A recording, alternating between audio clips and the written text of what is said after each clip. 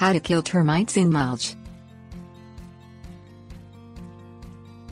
Though termites in mulch are rare, they can move from the mulch to the home. There are ways to keep termites out of your mulch, or at least keep them from moving from the mulch into the house. Things you will need: termite treatment, termite bait, gloves. Check to see if there are termites in the mulch. Termites look similar to ants, so it is important to be able to distinguish between the two. Look at a picture of a termite and compare to the insect in the mulch. You can also hire a termite inspector. Spray a liquid termite treatment on the mulch and work it around so it is well distributed. Set termite bait.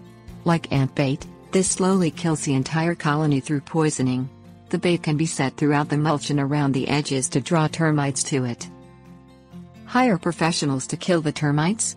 They have resources available in stores, so if you can't get rid of the termites, professional exterminators should be called in.